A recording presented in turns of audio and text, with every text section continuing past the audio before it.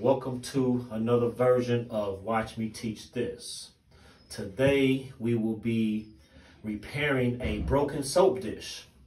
Unfortunately, you would hate for this to happen to you. Fall and then break a soap dish and also cut yourself on it. So we were fortunate enough to have a bathroom downstairs to where we pulled the old one out that I'm about to remodel probably in a week or so. So I was in the process of chipping this out of here, cleaning this up, getting this ready to make sure. Now, a lot of times you're going to use something new, but in this case, we're going to make sure we got another bathroom to use and that is properly safe to where you don't get hurt. So, scraping all the old caulking off with the utility knife. And this was also the best fit and match we was going to have because it came out of the bathroom below, which is the same material, because a lot of times material that is this old, you will never find an exact match for it. And also it had indentations on the back to where the new ones are not made the same. So we will start off with using our multi-tool to cut. And right now I have a sanding blade on here, but I'm about to install a tile blade for cutting out grout. Matt, come here. So this has a pop top on it, and we have to loosen up the tab inside to get this off here. And now we can put the new one on. And with these multi-tools, they have a wide variety of blades, which you can see right here.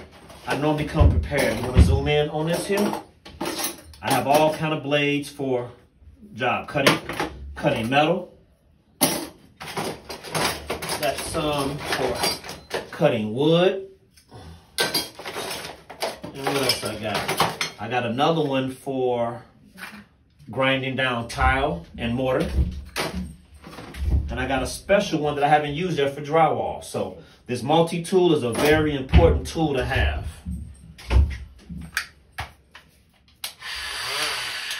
So now we're going to focus on cleaning this up to make sure when I pop this out of here, I don't damage all the other tiles. So we're going to cut this out of here.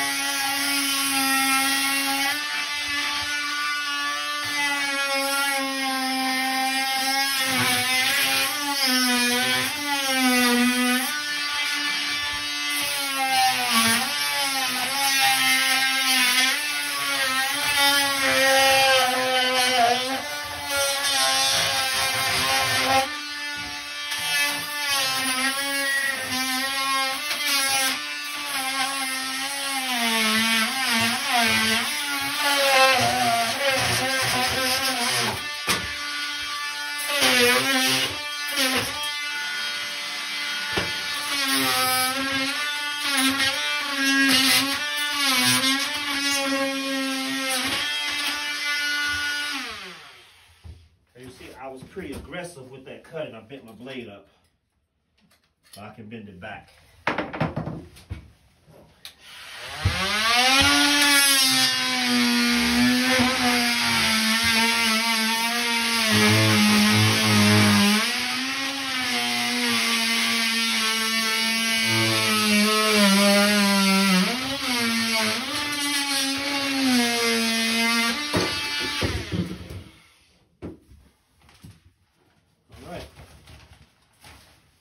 Now that we got that cut out, let's see how this is going to fit.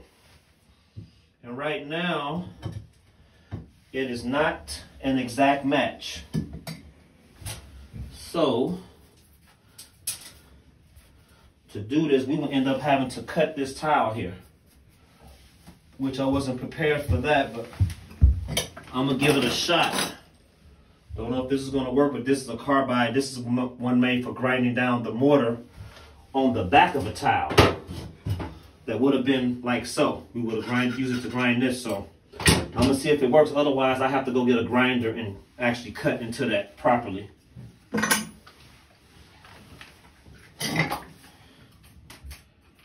This was one of these unexpected jobs here, so didn't fully know what I was getting myself into.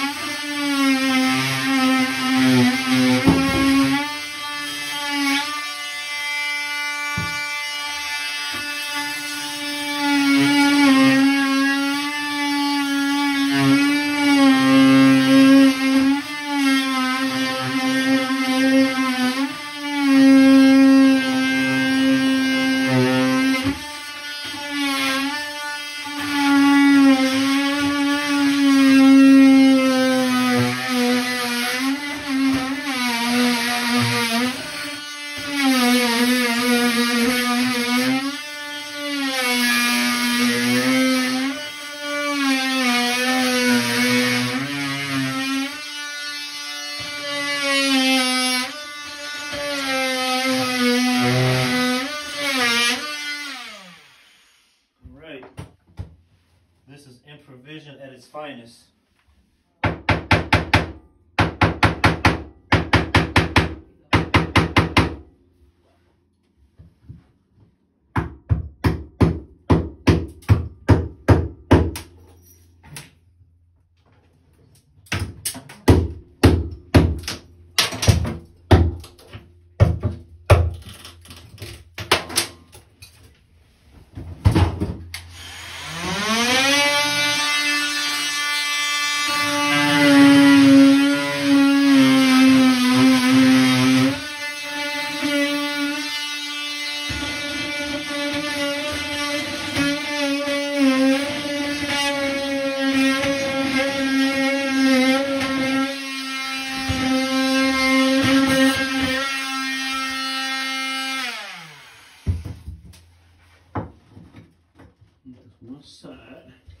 One side ready.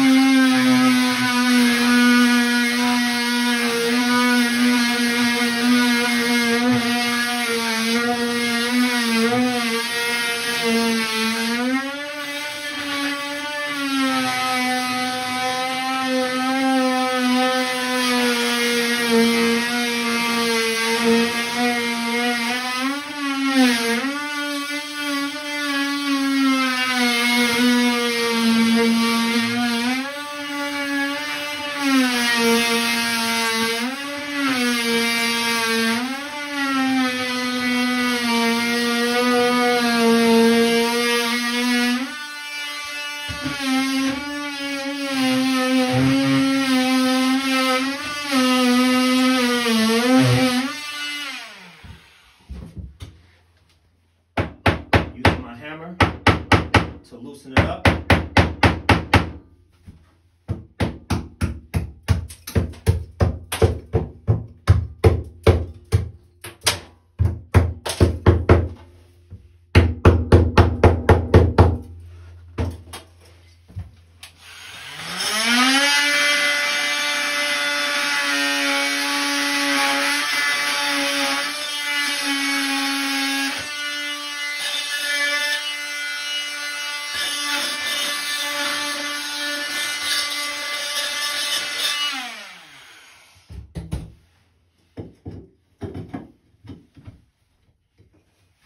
Go.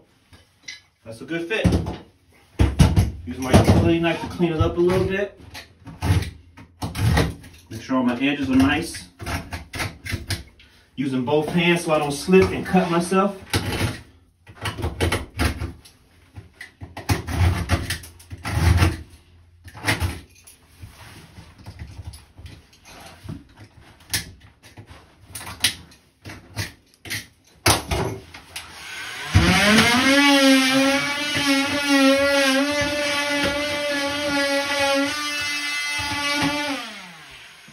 Now here comes the fun part. How do we get this to stick? You can normally use fortified mortar, which we normally set tile with, but since this is a patch job, we're going to be using Kitchen and Bath latex ultra silicone. So, and we can see that there will be no grouting necessary because this has an indentation. So, before I do that, I want to figure out how this is going to hold itself once I cock it in place, which we have a backup option, which I like to use, is putting screws in the wall. But before you put the screws in the wall, you have to measure. And the purpose of the screws is so they can hook and hold up the towel bar or soap dish. So this is a trick that I've been using for many years. I have to measure it, of course. Measure off the top, 1.5 inches, 1.5 inches. So 1.5 inches down. And center to center, we're looking at about 3.5 inches. So center to center, 3.5 inches, 1.5 inches down. Which I have no pencils because I'm improvising with this patch job that I'm doing.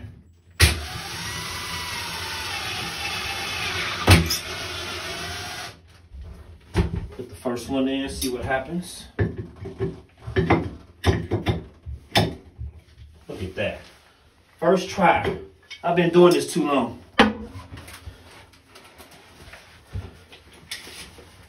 I said 3.5. Let's see how that works out. Right there. Right there. Come up a little bit.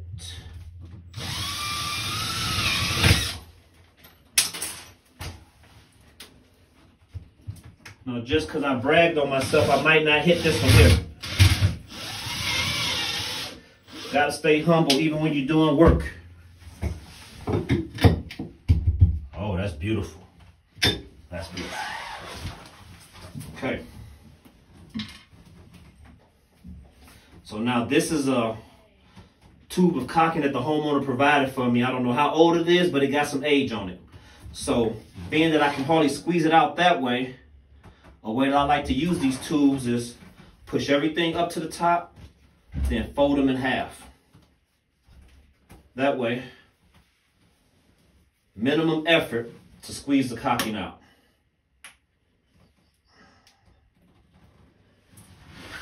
Okay. And also you want to have your edges secure too.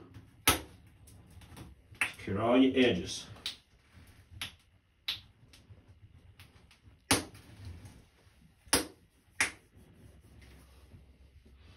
Put some caulking around your holes. There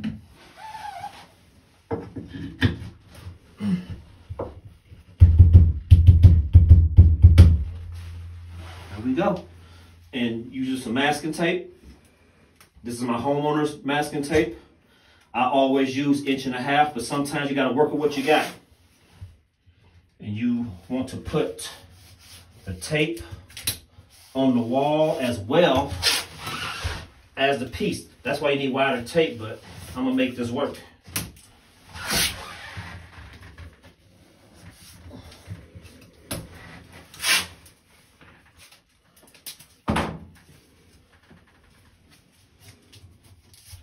And being that I don't got wide enough tape, I'm gonna go ahead and stretch it all the way out. Double up my tape. And there we go. A nice repair job.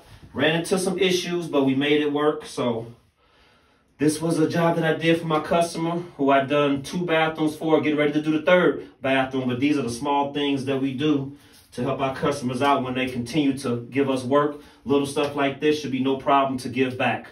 So thank you for watching this one. Sorry about all the loud noise, but this was a good little patch job in provision, and hope that it helps somebody today or in the future. Thank you again, and please subscribe to my YouTube page, Mac Lamore. Watch me teach this. Till next time.